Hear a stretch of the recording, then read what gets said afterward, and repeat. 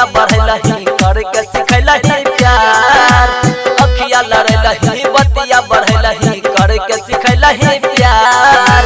पीछे रतिया पे छोड़ देलही गलती की रहे हमार कि दिलवा तोड़ देलही गे छोड़िया छोड़ देलही कि दिलवा तोड़ देलही गे छोड़िया छोड़ देलही अखिया लड़लही बतिया बढ़लही करके सिखलही प्यार अखिया लड़लही बतिया बढ़लही करके सिखलही प्यार पीछे रहिया में छोड़ देलही गलती की रहे हमार कि दिलवा तोड़ देलही गे छोड़िया छोड़ देलही कि दिलवा तोड़ देलही गे छोड़िया छोड़ देलही।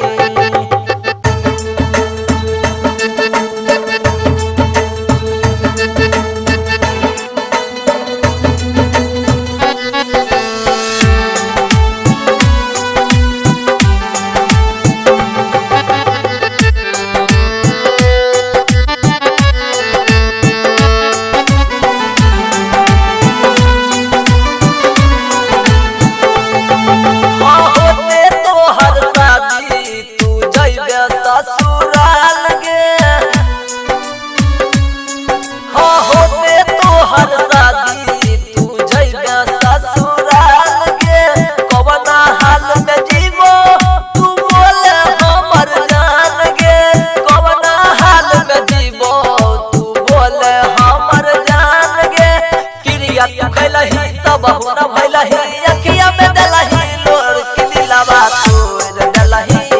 गे छोड़िया छोड़ देलही कि दिलवा तोड़ देलही गे छोड़िया छोड़ देलही।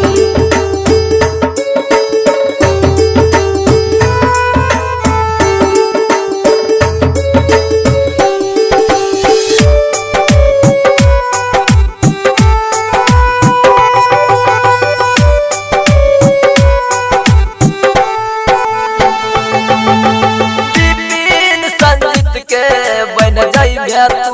खास गे संतोष जितेंद्र के बनवे तू खास गे भाई मिथुन मिथिलेश के लागल रही आस गे भाई मिथुन मिथिलेश के लागल रही आस गे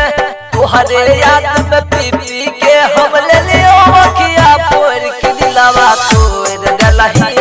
प्रिंतिया छोड़ देलही कि दिलवा तोड़ देलही गे प्रिंतिया छोड़ देलही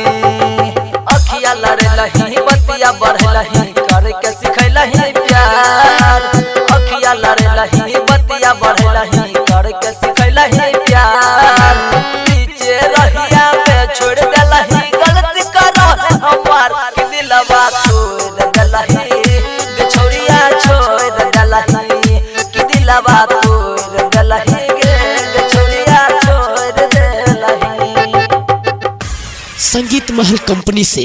ऑडियो वीडियो करने एवं रिलीजिंग के लिए संपर्क करें। Mobile number 7488 285655।